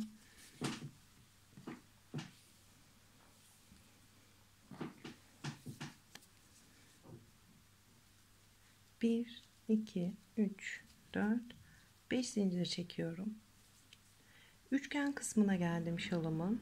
Bu 5 zinciri yine burada bulunan halkanın içine sık iğne ile bağlıyorum. İpimi doluyorum. Şöyle şalımızın uç kısmındayız. İpimi doluyorum. Buradaki boşluğa geçiyorum ve buradaki halkanın içine 7 tane 1 2, 3, 4, 5, 6 ve 7. 7 tane trabzan yapıyorum. Hiç zincir çekmiyorum. İpimi doluyorum. Şalımın şuradaki kemer kısmına geçiyorum ve bu kemerin içine de 7 tane trabzan yapıyorum. 1, 2, 3, 4, 5, 6 ve 7. Yine hiç zincir çekmiyorum. İpimi doluyorum. Hemen yanındaki halkanın içine yine 7 tane trabzan yapıyorum. 1, 2, 3, 4, 5, 6 ve 7. Bu 7 tane trabzanı hemen burada bulunan halkanın içine sık iğne ile bağlıyorum. Şalımızın uç kısmı bakın bu şekilde oluyor. Sadece şu uç kısmını 7 trabzanla yapıyoruz. Yine diğer yerleri bu kısımlarını yaparken 9 tane trabzan yapacağız. 7 tane trabzanımı yaptım. Yanındaki halkaya bağladım. 1, 2, 3, 4, 5 tane zincir çektim. Buradaki halkaya bağladım. Yine hemen yanındaki halkanın içine 9 tane trabzan yapmaya devam ediyorum. 3, 4, 5, 6, 7, 8, 9.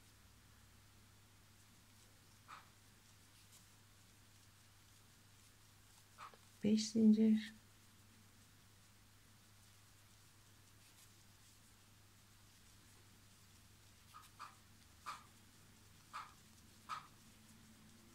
3, 4, 5, 6, 7, 8, 9. Buraya bağlıyorum. Uç kısmına kadar ben yine aynı işlemi yapmaya devam ediyorum. Burada görüşüyoruz. Kanat kısmına kadar geldim. Buradaki yuvanın içine 9 tane trabzanımı yaptım. Bu 9 tane trabzanı buradaki halkanın içine sık iğne ile bağlıyorum. 1, 2, 3, 4, 5 tane zincir çektim. İpimi doladım. Yine buradan 3 tane zincir sayıyoruz ve üçüncünün tepesinden batıp bir tane trabzan yapıyoruz. Yine bir üst sıraya 1, 2, 3 zincirle yükseldim.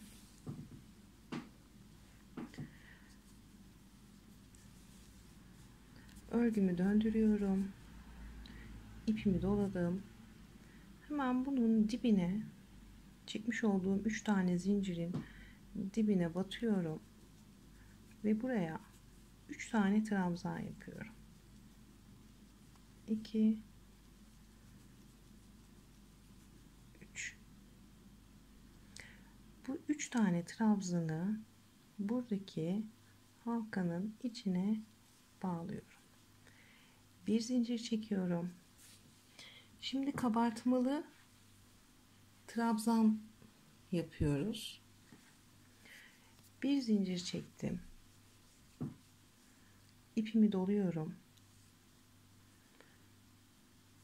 Halkanın içine yapmış olduğum trabzandan başlıyorum. Bakın şuradaki zinciri karıştırmayın. Trabzanlardan başlıyoruz. Önden kabartmalı trabzan yapacağız. Nasıl yapıyoruz onu? İpimi tığıma doluyorum. Tepesine batmayacağım. İçine batmıyorum. Şöyle tığımı trabzanın arkasından geçiriyorum. İpimi buradan çekip trabzan yapıyorum. Doluyorum. Sıradan bütün trabzanlarıma aynı şekilde devam ediyorum. Tepesine batmıyorum. İçine batmıyorum. Şöyle tığımı arkadan geçirip trabzanımın içinden geçirmiyorum. Yaptığım şey şöyle arkasından dolandırıyorum tığımı ve ipimi buradan çekip kabartmalı trabzan yapıyorum. Bütün trabzanlarıma tek tek önden kabarık duran trabzanlarımı yapıyorum.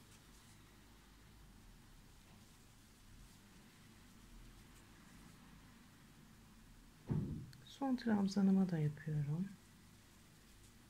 Bir zincir çekiyorum. Buradaki halkanın içine sık iğne ile bağlıyorum. Bir zincir çekiyorum. İpimi doluyorum. Yine buradaki bütün trabzanlarıma kabartmalı trabzanlar yapmaya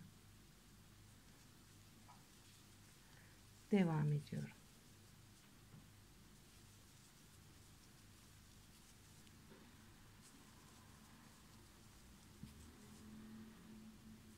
Hiçbir yere batmıyorum.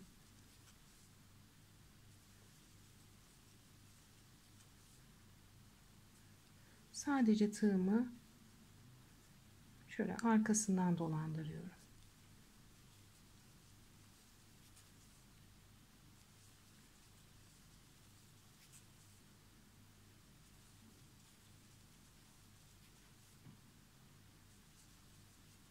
Son trabzanımı da yaptım. Bir zincir çektim. Buradaki halkanın içine bağladım. Bir zincir çektim.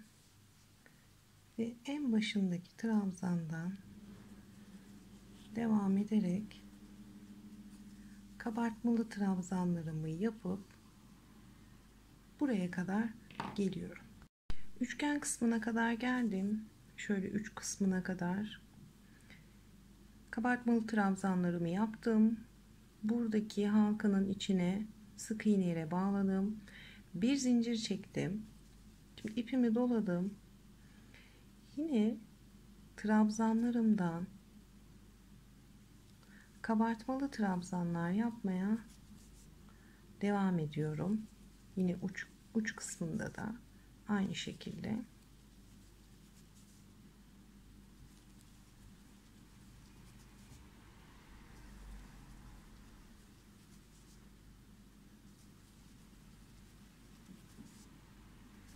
Hiçbir trabzanımı atlamadan bütün trabzanlarıma tek tek kabartmalı trabzan yaparak şalın diğer kanadına dönüyorum.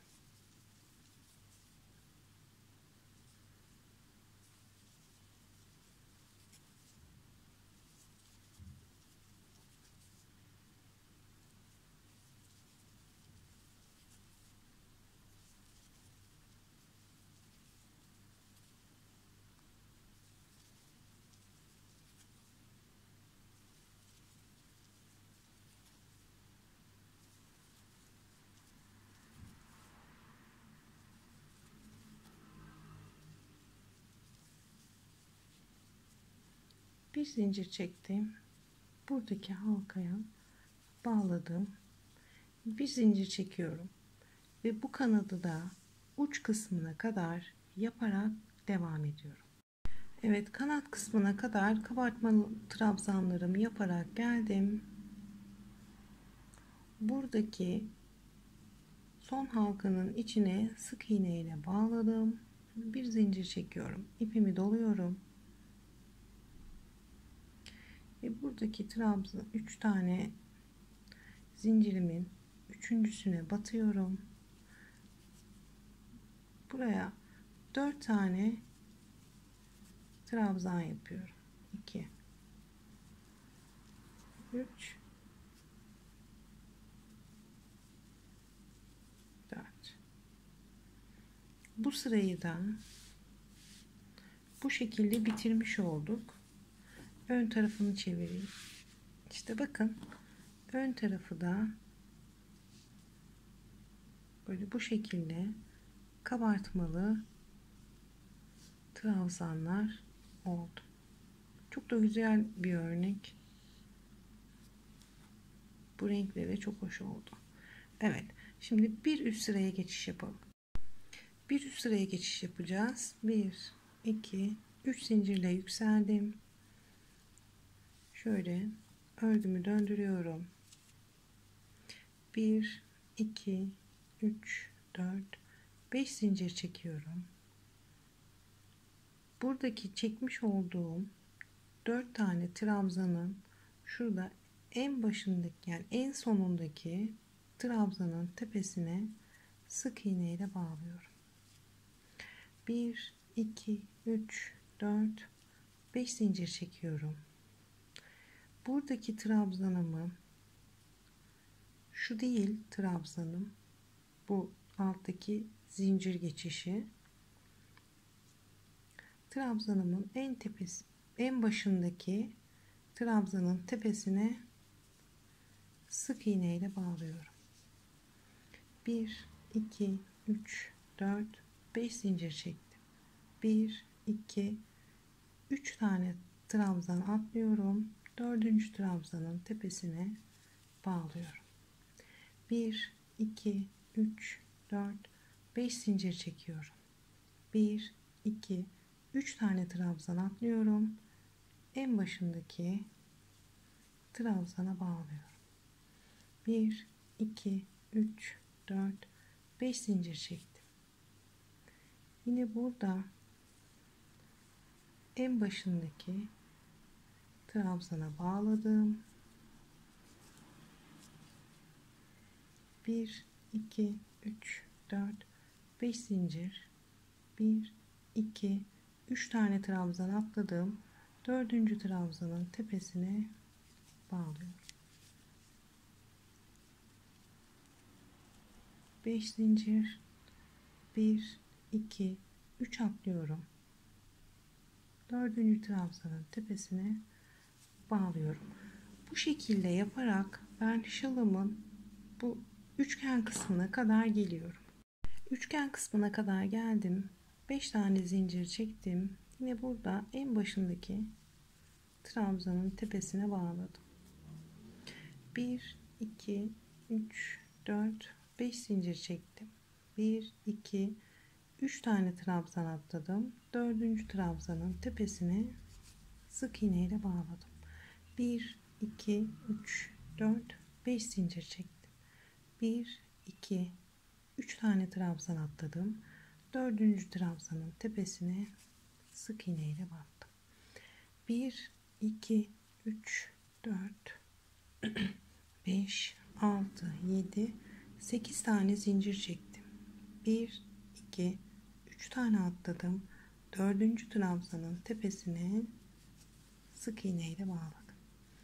1 2 3 4 5 tane zincir çektim. 1 2 3 atladım.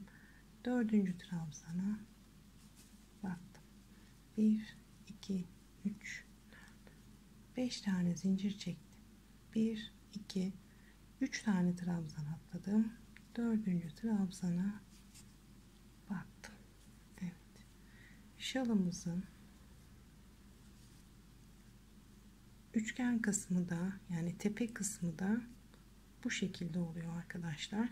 Şimdi biz yine 5 zincir çekerek kanat kısmına kadar geliyoruz. Uç kısmına kadar geldim. 1 2 3 4 5 zincir çekiyorum. Buradaki en baştaki trabzanın tepesine battım. 1 2 3 4 5 zincir çekiyorum. İpimi doluyorum. Burada çekmiş olduğum 3 tane zincirim var. Bunun en tepesindeki zincire batarak buraya bir tane trabzan yapıyorum. 1 2 3 zincir çektim. Örgümü döndürüyorum. 1 2 3 4 5 zincir daha çekip hemen yanındaki halkanın içine sık iğne yapıyorum. 1 2 3 4 5 zincir, hemen yanındaki halkaya sık iğne. 1 2 3 4 5 zincir, yanındaki halkanın içine sık iğne ile bağlayarak buraya kadar geliyoruz. Şalımızın üçgen kısmına kadar geldim. Şurada 8 tane zincir çekmiştik. Bakın şu en tepesinde 1 2 3 4 5 zincir çektim. İpimi buraya sık iğne ile bağladım. 1 2 3 4 zincir çektim. İpimi doluyorum. Yine bu kemerin içine bir trabzan, 1 2 zincir çektim. İpimi doluyorum. Yine kemerin içine geliyorum. Bir tane trabzan yapıyorum. 1 2 3 4 zincir çekiyorum. Yine kemerin içindeyim. Buraya sık iğne ile bağlıyorum. Şimdi 1 2 3 4 5 zincir çektim. Buradaki halkanın içine geldim. Sık iğne ile bağladım. Evet.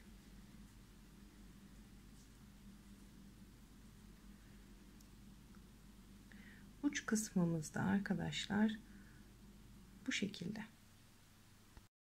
Bu şekilde yaparak yine 5 zincirli sıramızı yapıp buraya kadar geliyorum arkadaşlar.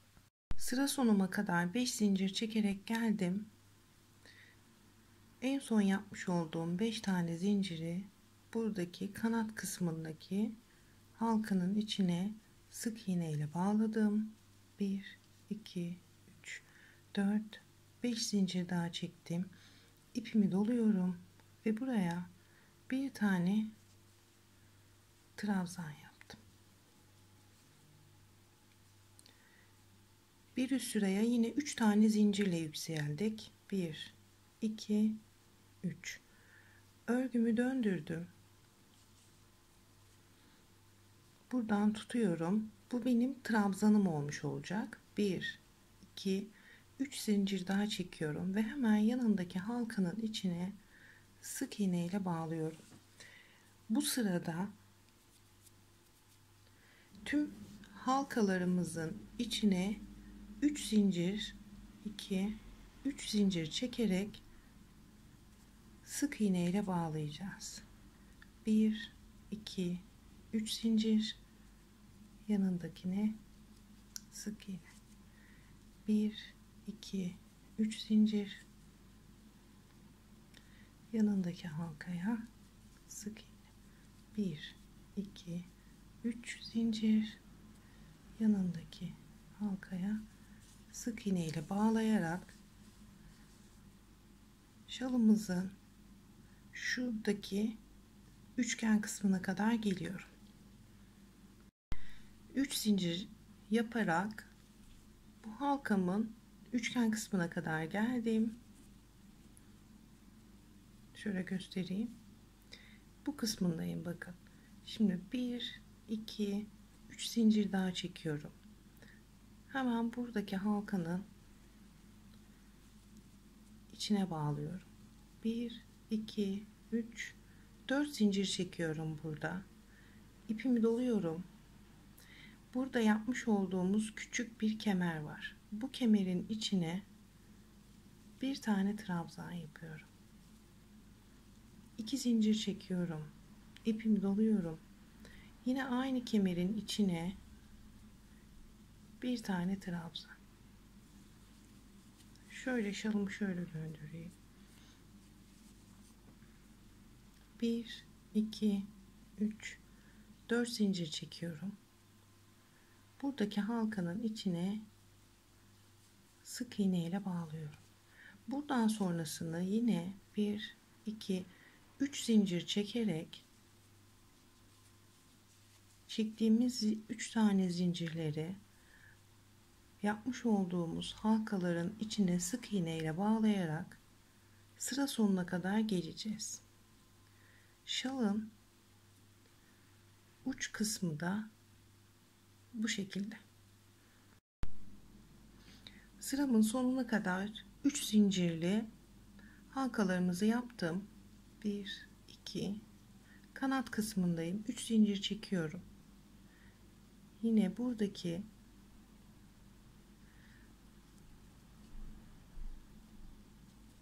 trabzana sık iğne ile bağlıyorum. 1 2 3 zincir çektim. İpimi doluyorum. 1 2 3 tane zincir sayıp üçüncüsünün içine bir tane trabzanla burayı bağlıyorum. Şimdi 20. sıraya 1 2 3 zincirle yükseldim. Örgümü döndürdüm. İpimi doluyorum. Çekmiş olduğum zincirin en dibindeki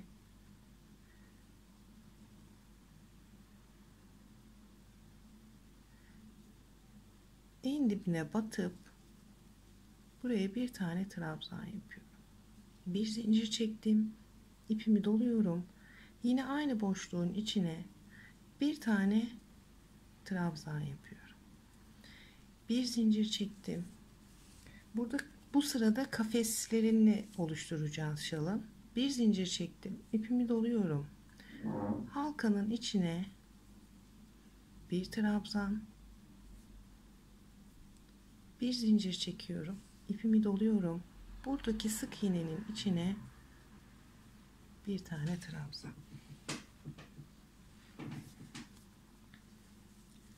Şalımızın uç noktasına kadar bu şekilde kafesler yapmaya devam ediyoruz. Bir zincir çekiyoruz. Buradaki halkanın içine bir trabzan yapıyoruz.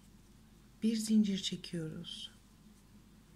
Sık iğnenin içine bir tane trabzan, bir sık iğne yapıyoruz. Bir zincir çekiyoruz. Halkanın içine bir trabzan, bir zincir, ipimizi doluyoruz. Sık iğnenin içine bir tane trabzan yapıyoruz. Bu şekilde şalımızın üçgen kısmına kadar geliyorum. Şimdi ben kemerin dibine kadar aralarında birer zincir çekerek trabzanlarımı oluşturarak geldim. Bir zincir çekiyorum. Burada kemerin hemen dibindeki şuradaki üçlü halkanın içine de bir tane trabzan, bir zincir,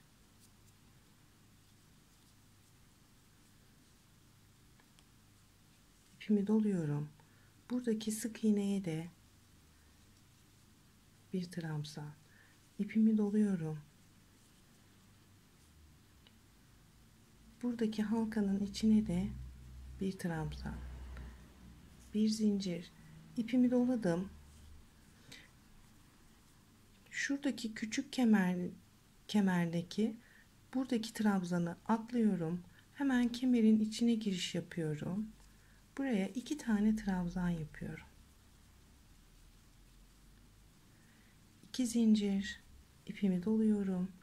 Yine kemerin içine 2 tane trabzan yaptım. Şimdi döndüm geldim şalımızın diğer kanadına.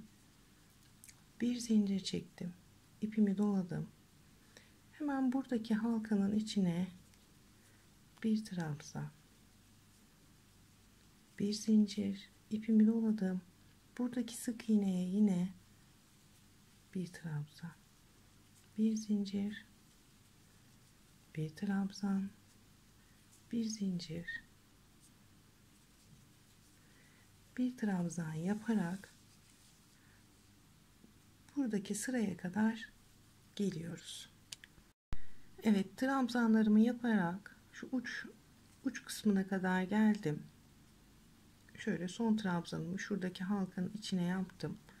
Bir zincir çekiyorum. Buradaki sık iğneye bir trabzan. Bir zincir çekiyorum. İpimi doluyorum. En köşedeki halkamın içine bir trabzan. Bir zincir çektim. İpimi doladım. Burada 1 2 3 üçüncü zincirin tepesine batıyorum. Bir tane trabzan yapıyorum. Bir zincir çektim. İpimi doluyorum. Aynı yuvanın içine batıp bir trabzan yapıyorum. İpimi doluyorum. Yine aynı göze batıp bir tane trabzan yapıyorum. Şalımızın model tarifi bu kadardı. Buradan sonrası şöyle düz kısmını çevirelim. Buradan sonrası tekrara giriyor.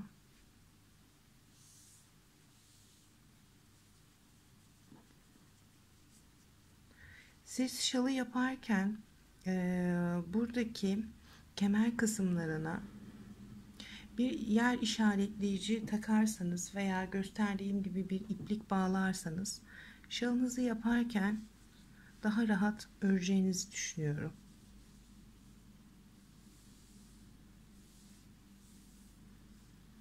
Şimdi ben burada bırakacağım ama biraz daha göstereceğim size. Şimdi benim bıraktığım yerden model üstünden göstereyim. Biz nereye yaptık aslında? Biz ikinci sırayı yaptık. Şuradaki trabzanlı sırayı yaptık. Siz buradan bu kutucukların üstüne üçüncü sırada yaptığımız gibi trabzanlarınızı yapıp şalınızı örmeye devam edeceksiniz. Şimdi ben üçüncü sıranın başlangıç saatini açıklamalar kısmına yazacağım. Şalınızı yaparken oradan yardımcı olur diye düşünüyorum. Şimdi üst sıraya nasıl geçeceğiz? Ben size şöyle çıkış noktasını da göstereyim. 1 2 3 zincir çekip örgümüzü döndürüyoruz. İpimi doladım. Çekmiş olduğum zincirin en dibine batıp buraya bir tane trabzan yaptım. İpimi doluyorum. Yine aynı yuvanın içine bir tane daha trabzan yapıyorum. Ne yapmış oldum? Bu benim köşelerdeki kanat kısımlarındaki trabzanlarımın tepesine başlangıçta 1 2 3 tane trabzan yapmış oldum. Bunu unutmayın. Dönüp gelip bu sırayı da ördükten sonra mutlaka şu bitirişte 3 tane trabzan yaparak bitirin. Eliniz zaten artık alışmıştır. 3 tane trabzan yapıyorum. İpimi doluyorum. Hemen yanındaki trabzanın tepesine bir tane trabzan yapıyorum.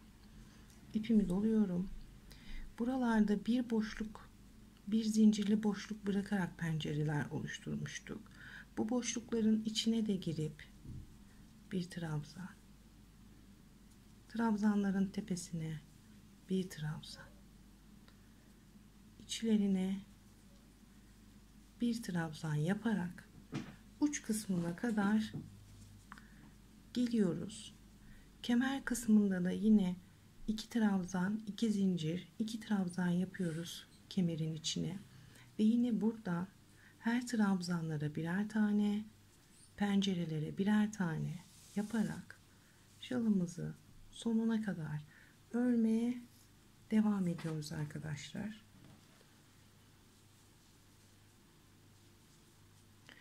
Birinci sıra, ikinci sıra, üçüncü sıra.